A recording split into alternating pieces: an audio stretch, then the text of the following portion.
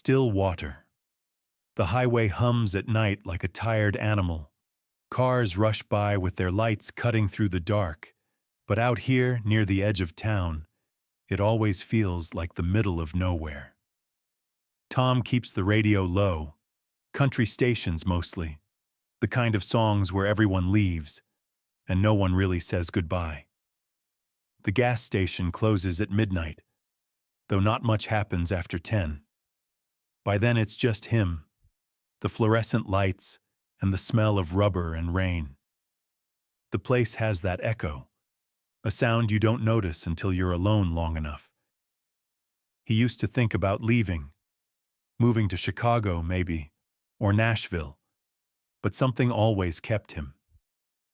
His mother used to say, "Some people are meant to stay where the road ends." He never figured out if she meant it as comfort or warning.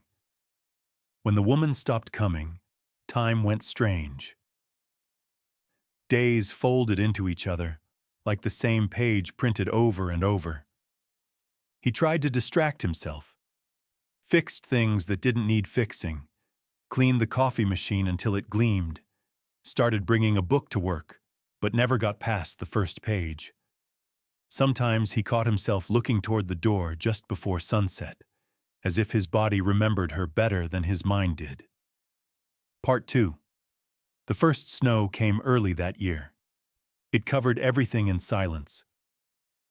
Even the hum of the highway felt distant. One night, as he was locking up, a car pulled in, old, brown, with one headlight dimmer than the other. A man stepped out, heavy coat, cigarette in hand. "Pump 3 still work?" the man asked. Tom nodded. "Yeah, if you're patient." The man smiled. "Aren't we all?" There was something in his voice, a rough kindness maybe. He filled up, paid in cash, and then asked, "You seen a woman around here? Red hair, maybe 30, drives a green sedan?"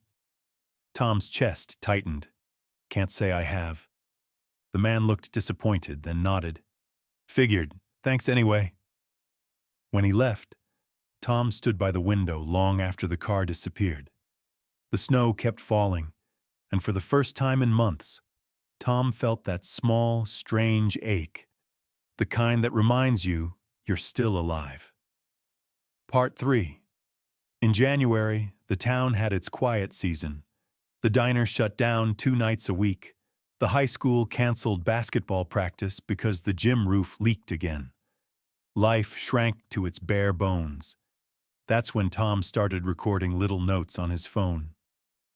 Not messages to anyone, just his voice, filling the silence. Saw a fox cross the lot tonight. Coffee tastes burnt again. Can't stop thinking about that bottle on the windowsill. He never played them back, but somehow speaking kept him from disappearing into the noise of his own thoughts. Part 4. One night, around closing time, a car pulled in. Tom didn't look up right away. He was counting the register. But then he heard it. The sound of heels on the pavement. Soft, familiar.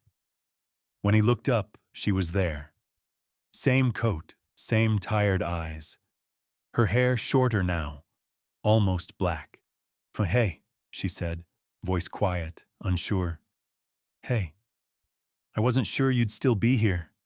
I wasn't sure you'd come back." They stood there for a long second, the hum of the lights between them. "I left town for a while," she said. "My mom got sick. Then I stayed after, you know." Tom nodded. "I'm sorry." "Thanks." She smiled a little. "You didn't change much." "Gas prices did," he said, half a laugh. That broke the tension. For a few minutes, it was easy. She bought her usual bottle of water, and they talked. Not about anything big, just the weather. How the snow looked better under bad lights. When she left, she said, "See you around." And for the first time in months, Tom believed it. Part 5. After that, she started coming by again. Not every night, but often enough that it felt like rhythm. Sometimes she brought her guitar, said she'd play for the open mic at the bar downtown, but never did. Tom didn't ask questions. He liked not knowing everything. Mystery made the small town bearable. One night, as they sat outside on the curb drinking lukewarm coffee, she said, "You ever feel like you missed the right turn in your life? Like there was one road and you didn't take it, and now you're just circling the same block forever?" Tom thought about that. Maybe, but sometimes I think we find the right road later. Just takes longer to see it. She smiled, and in that moment, he knew he'd remember her smile more than her name. Part 6. Spring came. The snow melted into puddles that reflected the gas station lights like broken glass. Business picked up. More cars, more strangers passing through. Tom started sleeping better. Then one evening, he came in and found a note on the counter. Her handwriting, small, neat, like she was afraid of taking up too much space. "Tom, thanks for the coffee and the quiet. Heading west. Maybe I'll send a postcard if I ever stop long enough to find one. M." He folded the note once, then again, and tucked it in his wallet. That night, he stood by the window at home, looking at the old bottle of water still sitting there. The glass caught the last bit of sunset. Soft gold, fading fast. He didn't feel sad. Not exactly. More like still. Like the world had slowed down just enough to let him breathe. Maybe she'd come back. Maybe she wouldn't, but he'd seen what it looked like when someone stopped running, even for a little while. And that was enough. Part 7.